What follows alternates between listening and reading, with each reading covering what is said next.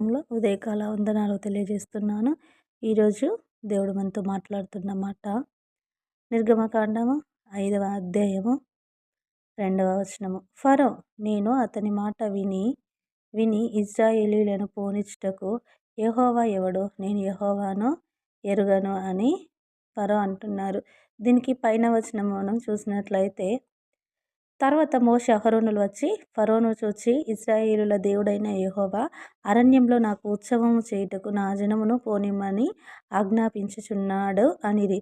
అయితే ఫరో ఈ యొక్క ఇశ్రాయేలులను ఆపాడు. వారు దేవుని దగ్గరికి వెళ్ళకుండా, దేవునికి వారు సమీపంగా ఉండకుండా వారిని ఆపితే, ఫరో దగ్గరికి మోషే అహరోనులు గారి వచ్చి అంటున్నాడు, ఫరో నువ్వు దేవుడి ప్రజలను ఎందుకు ఆపుతున్నారు?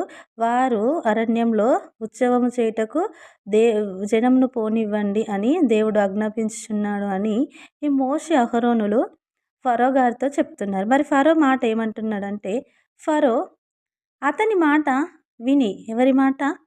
దేవుని మాట నేను ఎందుకు వినాలి? అతని మాట విని ఇశ్రాయేలులను పోనిచ్చుటకు యెహోవా ఎవరు? ఎందుకంటే దేవుడు మోషే అహరోనులకి ఆజ్ఞాపించాడు, నువ్వు వెళ్ళి చెప్పు నా జనులను నా దగ్గరికి రాకుండా ఫరో ఆపుతున్నాడని అన్నప్పుడు, ఫరో ఆపుతున్నాడని మోషే అహరోనులు వచ్చి అంటే, యెహోవా ఎవరు? నేను ఆయనను ఎరుగను, అతని మాట నేను ఎందుకు వినాలి? నేను ఎరుగను, ఇశ్రాయేలీయులను పోనీయను అనెను. అంటే ఇలాంటి ఫరో లాంటి సమస్య మన లైఫ్లో కూడా ఎదురవుతూ ఉంది.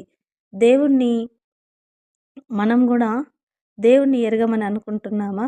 దేవుడు మాట విననని అనుకుంటున్నామా? నేను మందిరానికి వెళ్ళను అని అనుకుంటున్నారా? అయితే జాగ్రత్త.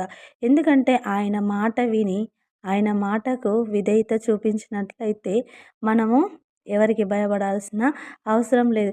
ఇలాంటి ఫరోలు ఎంతమంది నీ జీవితంలో వచ్చినా దేవుడు చూసుకునే దేవుడై ఉన్నారు. కాబట్టి మనము ఫరోలాగా కాకుండా దేవుని కుమారుల్లాగా, కుమార్తెల్లాగా జీవిద్దాం. ఆయన యొక్క రాజ్యాన్ని ప్రకటిద్దాం.